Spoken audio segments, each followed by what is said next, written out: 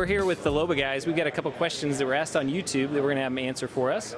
First one is, can you use the contact system on hard wax oil like Rubio or Osmo? Well, typically you can, but the issue we're looking at with this is you want to get the wax itself is a film layer that's over it, so you're going to have to chemically clean that to get that wax layer off. A contact system is designed to chemically soften the existing finish or product that's on there. So you want to make sure that anything that could contaminate that or not stick to is off of there. So you're going to have to probably get it off of there. All right, the second question that we got for you is, can I add UV Protect and Whitener to 2K Invisible at the same time? Jeff? Jeff's going to answer that. Yes, you can. Just always remember, you're always going to add the hardener first, and then any additives after that. I'm here with Norton, and we're going to have him answer a question that we got on our YouTube channel. Greg, the question is, Redheat and Blaze tend to be a little more expensive than some other belts you see on the market.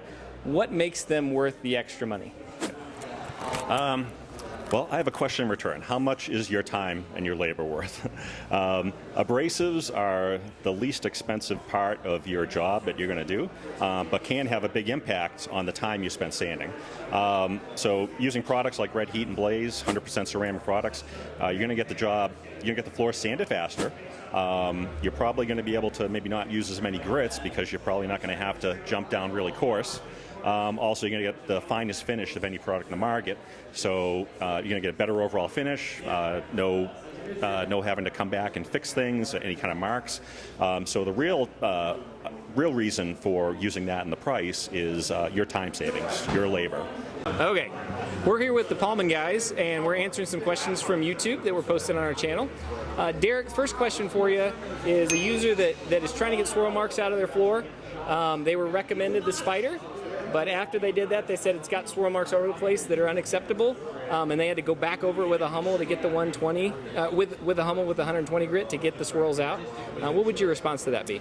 My response would be, sometimes it happens from just skipping too many grits. Another common mistake that happens with a lot of guys being in a hurry is not vacuuming in between those grits. Because when you run the Spider, you are breaking off little pieces of abrasives each grit.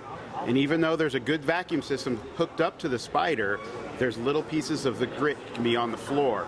And when you switch to a higher grit, those other grits are still in there and can get caught. So my recommendation would be stopping after each grit, thoroughly vacuuming, and then switching to your next grit. Perfect, thanks Derek. The other question is in regards to magic oil. They're wondering, can you put on 2 coats in a day, or do you need to wait between coats, wait a day?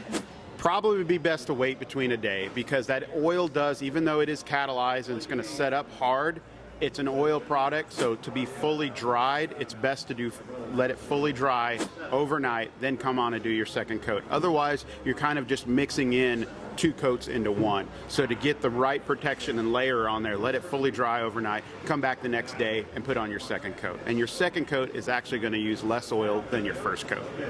Okay, and then on that same product, on magic oil, if a user has to put it down and stop, and then come back later and it's dry at that point, do they need to worry about lap lines? With certain colors you don't, like the lighter colors, but sometimes best practice would be, if they know they're going to stop in an area, just to tape off that area. Like if it's at a doorway, just tape off that area and stop right there. Best practices with that, because some of the higher pigmented colors could leave a little bit of a mark, especially on your first coat. So Brad, the first question for you is, what is required after you put down a Bona sealer? Are you supposed to sand it in between? You do not have to sand as long as it's been less than 48 hours. If that floor, when you put down the sealer, is perfectly smooth and you're ready to coat, after the 2 to 3 hours of drying, you can absolutely coat over top of it, put down a finish coat. Over something like our classic seal, you would want to not sand it, because then it tends to kind of gum up and it kind of makes it a little bit rough. Something like that, you'd want to go directly over top of it with a finish. Over any of our other sealers, you're able to actually sand them if you need to, but you don't have to as long as it's less than 48 hours. Perfect. Another question that someone wrote was, when they're dark staining a floor, what kind of a sealer should they be putting over it? Should they use natural seal and tint seal? What are they looking to do? You definitely would not want to put down something like natural or Nordic over top of your darker stains. Both of those have like a white pigment to them, and they're actually going to kind of get cloudy when you put something like that on. Our recommendation right now is going to be intense seal, and coming down the line, we do have something called clear seal, which will be perfect to go over top of those stains. Perfect, thanks. The next question is regarding finish, Mega One and Traffic HD.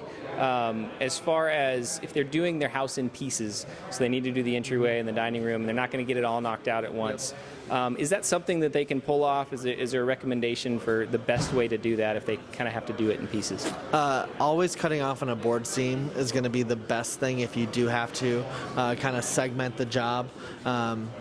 Tape off, pull up to it like it's a board, like a wall, coat your floor, pull that tape while the finish is still wet, and then the next time you'd come up to it like it's a wall. Treat it like it's just a different part of the house. Perfect.